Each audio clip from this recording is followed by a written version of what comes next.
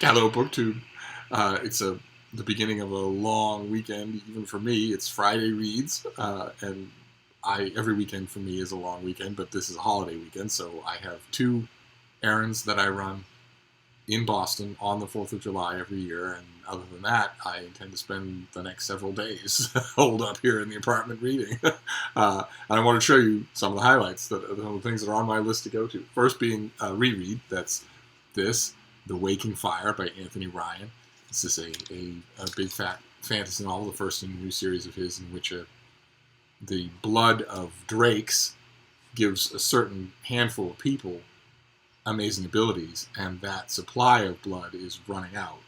And the two political entities involved are frantically searching for a new supply. So it's an echo of the real world. But I love this author, and I thought the book was fantastically good. So I'll be rereading it now that I've got the finished copy. And the next one is a murder mystery. It's The Hemingway Thief by Shaun Harris. The back cover plot synopsis goes like this. Novelist Henry Cooper is contemplating a new book between sipping rum and lounging on a Baja beach with hotel owner Grady Doyle. When Grady tries to save a drunk from two thugs, Coop tags along for the sake of a good story. The drunk is Ebby Milch, a small-time thief on the run in Mexico because he has stolen a never-before-seen first draft of Hemingway's Immovable Feast from a rare book dealer. The stolen manuscript is more than just a rare piece of literary history. It reveals clues to an even bigger prize, the location of a suitcase of the young, unpublished Hemingway lost in Paris in 1922. A year's worth of his stories had vanished, never to be seen again, until now.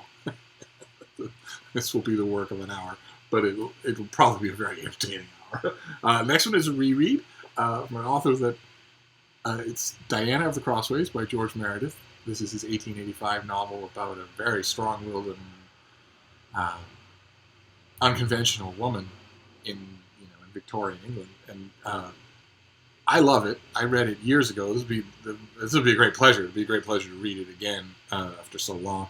I think this author doesn't get his credit, not nearly enough credit.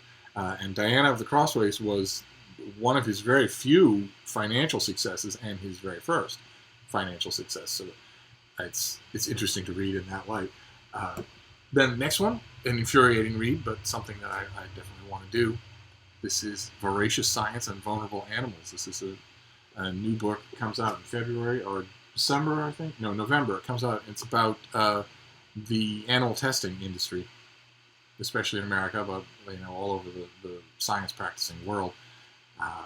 I haven't read it yet, but it's going to make my blood boil. I just know this. Next one is A Gentleman in Moscow by Amor. This is the person who wrote The Rules of Civility, that was a runaway hit, took off, surprise. This is a historical novel, and I liked The Rules of Civility enough to definitely give this author a try from now on. And then we have also an hour's read. This is Henry V, The Conscience of the King by Malcolm Vale, a great medievalist. This is, I think, probably leans more towards a personal and psychological assessment of Henry V, although that's not possible. So, but I'll read anything this author writes. it's time. So, then the next one is The Hakawati by Rabih Alameddine. This is the first novel that came to my attention from this author who wrote An Unnecessary Woman, which is a novel that I urge you all to go and get. It is just amazing. Stick with you forever. And I'm rereading it because I just read an advanced copy of his new book, The Angel of History, and I urge you to get that too. Pre-order it. Let's make it a New York Times bestseller. Shouldn't there be a great author, a legitimately great practitioner of English prose on the bestseller list occasionally? Trust me, you will like it. And the last Friday reads is this enormous Megillah that I got for $10. This is Brian Michael Bendis. This is just hundreds and hundreds of pages of his new Avengers writing. There's a standalone story in which three Avengers, Thor, Iron Man, and Captain America, get trapped in Asgard, have to fight for their lives, and it's hilarious and very well done. And then there's a bunch of other stuff, a bunch of stories that I have either individual issues or individual little graphic novels. So it'll be a pleasure to reread them all. And the cover is all the movie people. I got it anyway.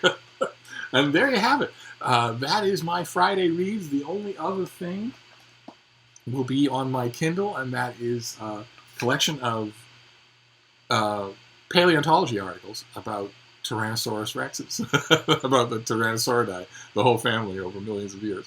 But I thought I'd shy away from that and just talk about normal stuff. So, by all means, let me know in the comments what you're reading this long weekend. If you're in America, it's a long weekend, and I'll see you shortly. Thank you, BookTube.